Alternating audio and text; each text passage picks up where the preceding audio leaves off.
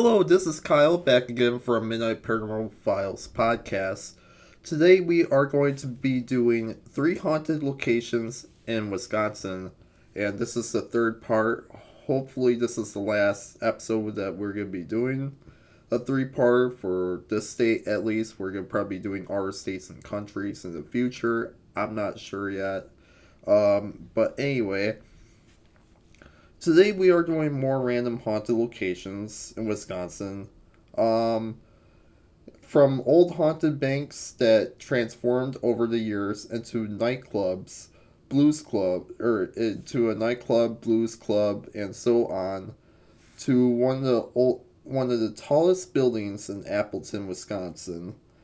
That the person who built it, rumors say that his ghost is still there, and a woman on the street in early 20th century clothing, roaming around with a scroller, like a baby scroller is what I meant. And a bonus for you today, say Sanatorium Hill, which was used to cure tuberculosis or TB for short. So join me today as we explore these locations in Wisconsin. The first place is called the Stone Throw. Originally built as a bank in 1893, between the 1980s and the 2000s, the space was at the times a dance club, a gay bar, and a blues club.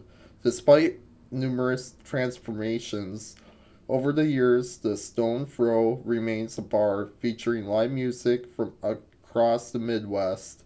There was a man that supposedly committed suicide here over 100 years ago, and the basement is said to be haunted now, but there is no records of any suicides in the building.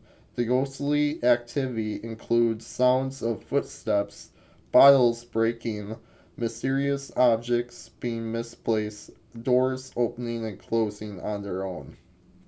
Now, this place reminds me of this art place, but we're gonna probably be talking about that on a separate podcast. And it's in the same town. No, it's not the same town.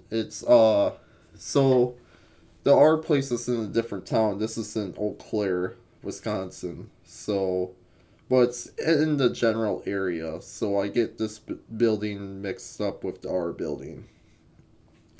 The next place that we are going to be talking about is the Zelk building. Zelk, I don't know. This is a 12-story building that opened in 1932. It stands about 168 feet tall. It was the tallest building in Appleton, Wisconsin until 1952. Was added to the National Register of Historic Places in 1982 as part of College Avenue Historic District. The cleaning crew is the ones who report the most activity working late at night. Elevator mysteriously stops working, and then all of a sudden works again.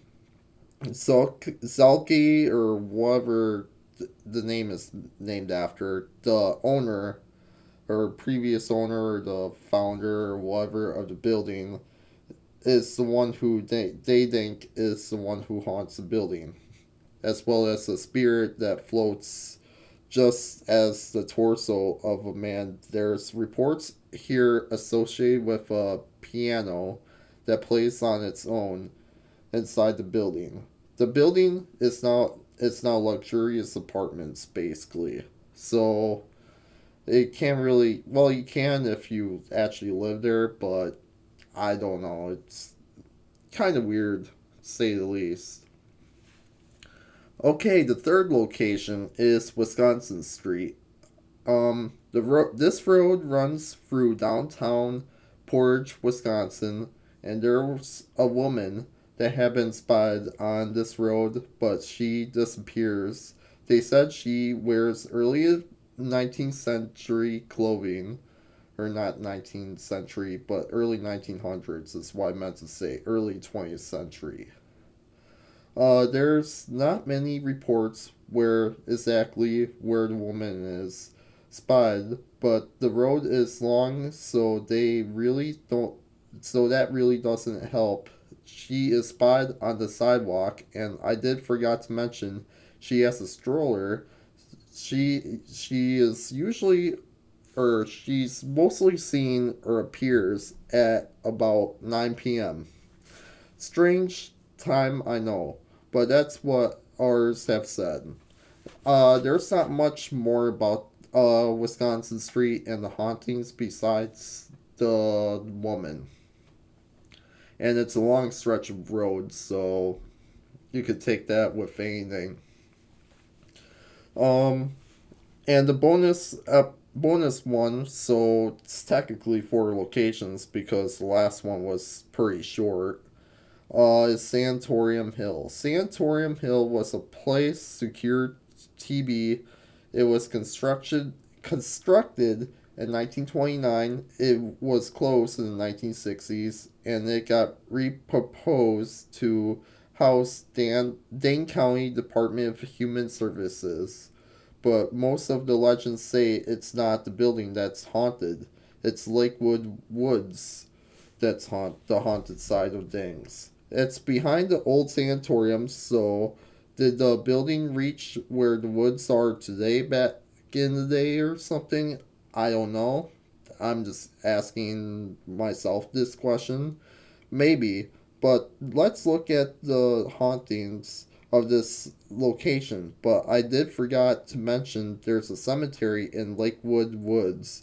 People have reported in the woods feeling that someone is following them, felt that they weren't welcome in the woods, and sometimes something sinister in there, also sense of dread.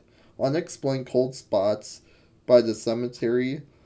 Some believe that the sanatorium has nothing to do with the land being haunted and thinks it dates back to the native people.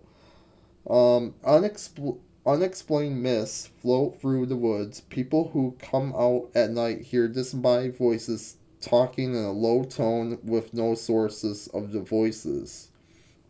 Um, so that's basically our podcast for today. I know it's not the longest, but anyway, there you have it. Three haunted locations in Wisconsin. The third part.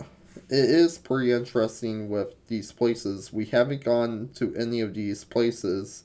I'm talking about my team and whatever for doing paranormal investigations there. But we might be going out eventually to some of them. I hope you enjoyed today's podcast episode and make sure to give us a review or like our podcast. Whatever you got to do, do it. So, yeah, I'm going to be signing out and I hope everybody has a good night, good day, whatever. And I'll talk to everybody in the next episode of the podcast.